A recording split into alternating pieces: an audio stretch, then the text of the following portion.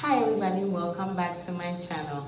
So today I just want to show you some of the foods that we eat that we think we are not eating sugar. If you are eating this food, you are eating sugar. If you are eating this food for breakfast, you are definitely eating sugar.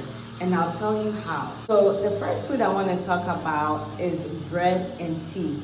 When you have bread and tea, you are definitely eating a lot of sugar. Why? Because the bread, which is starch, it breaks down into glucose when it goes in your body, and glucose is sugar.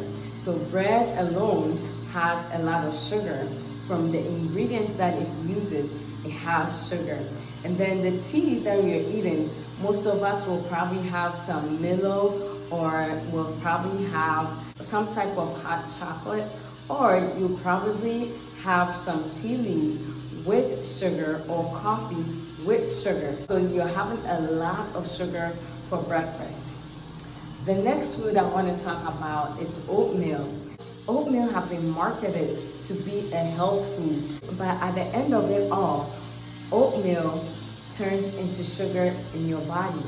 And to top it off, when we are having oatmeal, we have some type of sweetener, whether it's sugar, honey, or agave, whatever it is, or even it could be a fruit like bananas. It is all sugar. So when you're having a bowl of oatmeal for breakfast, you are eating a lot of sugar. The next thing is anything that is a porridge. So these can be stuff like cocoa, cream of wheat, corn porridge, Tom Brown, wheat, or any type of porridge.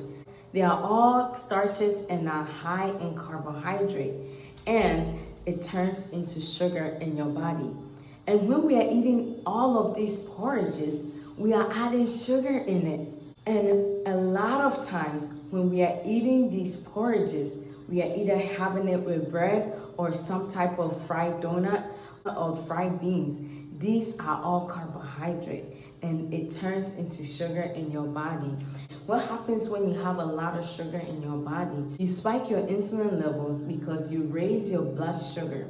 And then once that happens, it contributes to you becoming insulin resistant. And insulin resistance is the cause of most of the metabolic diseases that we are seeing today. So I challenge you to eat breakfast that is not filled with sugar. And what are some of the breakfasts you can have? So here is a high protein balanced meal. You have some eggs, mushrooms, avocado, and some bacon. This is very filling when you eat it and you will not be hungry.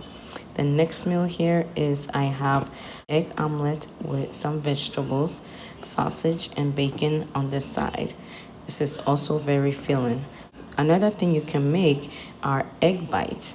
These are egg bite with vegetables. You can add bacon, ham, whatever you want to fill it with. You can have that, and this will be a great breakfast. Another thing you can do is have boiled eggs with some vegetables and some stew inside of it.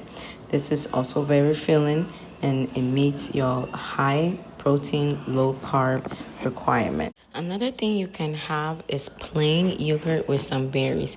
If it's too sour for you, you can add a little bit of honey or maple syrup. The next thing that you can make is a low carb, high protein wrap, and then you can put your protein and vegetable of choice in it. Another idea is to make a high protein Eggo waffle and make a breakfast sandwich with it.